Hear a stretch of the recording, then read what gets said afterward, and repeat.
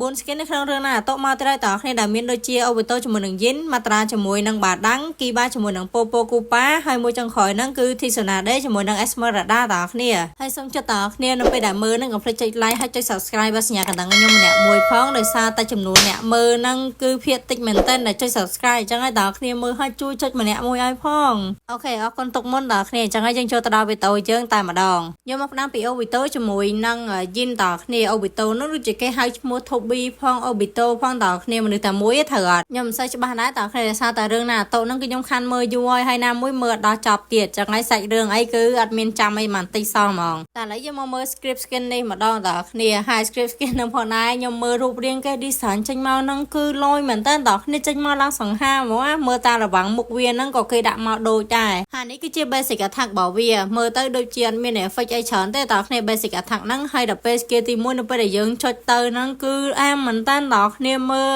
animation វារត់អីអូយនិយាយមែនស្រឡាញ់មែនតើ skin នេះហ៎ហើយតគ្នាបើសិនជាចង់ដឹងពីរបៀបដាក់អីហ្នឹងឬមួយក៏យក script skin នេះហ្នឹងអាចចូលទៅក្នុង channel Telegram ខ្ញុំបាន link ខ្ញុំដាក់នៅខាងក្រោម description ហ្នឹងឥឡូវយើងធ្វើការមកតេស្តលើ bot skill ទី1នៅពេលដែលវាយលើ bot ហ្នឹងតគ្នាវា load អាខ្មៅនៅខាងគីហ្នឹង4មកហើយដល់ពេល ulti ដាក់មកឆាច់ណាតគ្នាចេញបិសាចយកហ្មងហើយអា skill របស់វាហ្នឹងគឺ skill ព្រុសភ្លើងតគ្នាយើងដាក់ទៅនេះឃើញអត់វាព្រុសភ្លើងអញ្ចឹងណាហើយខ្ញុំអត់យល់ថាហេតុអីបានជាវាចេញបិសាចឬមួយក៏អូវីតូនឹងជាបិសាចតគ្នាបើសិនជាវាហឺមានរឿងមិនអីចាំជួយប្រាប់ខ្ញុំផងសារខ្ញុំអត់ដឹងខ្ញុំឃើញរូបរាងគេ design មកសង្ហាស្មានតែដាក់ RT ទៅចេញបរោះសាច់ដុំតើមានណាបិសាចសាច់ដុំសោះហើយមានស្លាបទៀតតែមានអីទោះវាអត់សង្ហាម៉េចក៏ប៉ុន្តែ skill effect វាលយតគ្នានៅពេលដែលដាក់ព្រុសភ្លើងចេញមកនេះអូយនិយាយពីថាដល់ក៏ញាក់សាច់យកហ្មងហើយដល់ពេលបាត់បិសាចហើយនៅតែមានស្លាប់នៅខាងក្រោយទៀតតគ្នាអញ្ចឹងសរុបមកសម្រាប់ skin មួយនេះគឺខ្ញុំពេញចិត្តតគ្នាគឺវាលយមែនតើចូលដល់ skin ទី2របស់យើងគឺជា skin បាដាំងជាមួយនឹងមាត្រាតគ្នាសម្រាប់ skin នេះផងដែរគឺគេចេញមកអត់ភ្លាវទេរូបរាងចេញមកបែបហ្នឹងគឺវាមកល្មមទទួលយកបានហើយអានេះគឺជា basic attack តគ្នាវាយចេញមកដូចបែកផ្កាភ្លើងមិនដឹងទេហើយ effect វាបែបពណ៌ក្រហមអញ្ចឹងណាតពេល skill ទី1វិញទៅចេញភ្លើងសុតយកហ្មងតគ្នាមើលហើយដល់ពេលអានេះ skill ទី2ដាក់មកវាចេញបែបដូចមានស្លឹកឈើតិចតួចនៅគៀនអញ្ចឹងណាដល់ពេលចូលមកដល់ skill ទី3មើលយល់តគ្នាអត់ដឹងថាវាជាអីគេអញ្ចឹងណាតឥឡូវយើងធ្វើការមកតេស្តលើ bot អានេះគឺជាការវាយទៅវាគ្រប់ stack របស់វាទៅវាលោតធាក់ឲ្យតគ្នាមើលទៅដូចជាអត់មានអីប្លែកប៉ុន្មានទេ effect វាគឺពណ៌ក្រហមហ្នឹងឯងដល់មកមើល skill ទី1ហ្នឹងក៏អត់មានអីខុសគ្នាហ្មងណាតគ្នាវាធម្មតាដូចតែអត់បានដាក់ត្រូវមនុស្សអញ្ចឹងឯងចឹងហើយគឺយើងមកមើល skill ទី2ហ្មងតគ្នា skill ទី2នៅពេលដែលយើងដាក់ចេញមកហ្នឹងគឺចេញគល់ឈើមកហ្មងណាតគ្នាអើយពេលចេញ skill ទី2អញ្ចឹងគប់ skill ទី1ទៅចេញភ្លើងឆេះនៅពីក្រោយតគ្នាមុនហ្នឹងដូចជាអត់ឃើញទេដល់ពេលដាក់ skill ទី2ចេញមកឃើញអាភ្លើងនៅខាងក្រោយអីណាតែមានអីនៅពេលដែលយើង combo ជាមួយ skill ទី3អីហ្នឹងគឺវាលោតអាភ្លើងនៅខាងក្រោយផ្ទុះភុងហ្នឹងគឺវាចេញមករៀងតំណងដែរតគ្នាវាតំណងជាងអាយើងដាក់ធម្មតាតពេលយើង combo អញ្ចឹងมันវាចេញមកឃើញវាតំណងហើយសរុបមក skin ទាំងអស់ហ្នឹងគឺខ្ញុំខ្ជិលដាក់បន្ទុកឲ្យណាតើឲ្យគ្នាយើងអ្នកដាក់បន្ទុកខ្លួនឯងទៅមើលឲ្យដាក់បន្ទុកឲ្យផ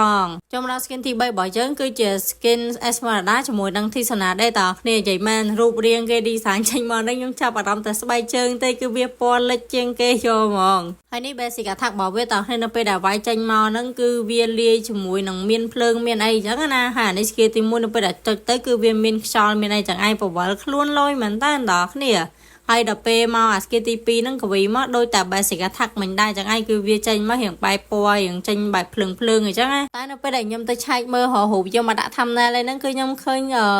power របស់វាដូចជាពណ៌បៃតងតគ្នាប៉ុន្តែនៅក្នុង script នេះគឺគេដាក់មកចេញបែបភ្លើងអញ្ចឹងណាខ្ញុំអត់សូវយល់ដែរតែឥឡូវយើងមកមើលជាមួយនឹង skill ទី3នៅពេលដែលដាក់ឲ្យតគ្នាគឺមែនតើមើលណែចេញមកហ្នឹងគឺអត់មានឆ្កងទេ animation គេហ្នឹងគឺចេញមកលយមែនតើ skin មួយនេះតែគ្រាន់តែ skill effect ហ្នឹងគឺខ្ញុំអត់សូវស្រឡាញ់តគ្នានៅពេលដែលបោះមកវាចេញភ្លើងអីរបៀបដូច skin blushing អញ្ចឹងណាហើយមួយទៀត Esmeralda ហ្នឹងមិនថាវាយលើ enemy ឬមួយក៏ដាក់ធម្មតាហ្នឹងទេគឺវាដូចតែគ្នាហ្នឹងឯងតគ្នា effect របស់វាដូចអត់មានអីត្រូវខុសគ្នាទេគ្រាន់តែវាយទៅលើ enemy វាចេញឈាមសអីតែប៉ុណ្្នឹងឯងហើយមុននឹងចូលទៅដល់ skin ចុងក្រោយរបស់យើងតគ្នាបើសិនជាចង់បានសំទូរស័ព្ទស្អាតមានតម្លៃសមរម្យហ្នឹងគេមកមើលខាង Riki Store បានមានទាំង Android និង iOS តែម្ដងតគ្នាសម្រាប់ case មួយហ្នឹងគឺប្រើអត់ហាពណ៌ទេប្រើកាន់ឆ្នាំតែម្ដងចូលដល់ skin ចុងក្រោយរបស់យើងគឺជា skin Kiba ជាមួយនឹង Popocopa តគ្នាមើលតែរូបរាងគេ design ចេញមកហ្នឹងគឺសង្ហាមែនតើ skin មួយនេះតគ្នាហើយចចកគេពណ៌សអីហ្នឹងក៏វាលយដែរហើយអានេះគឺ recall មាន animation ទេណាហើយមិន មាន animation តាមមនុស្សឯងសមតែចចកក៏មាន animation កាយដីដែរតើគ្នាមើលបានអានេះគឺជា basic attack ណោះនេះគឺវាគប់ចេញមកចេញអាវុធគេអញ្ចឹងណា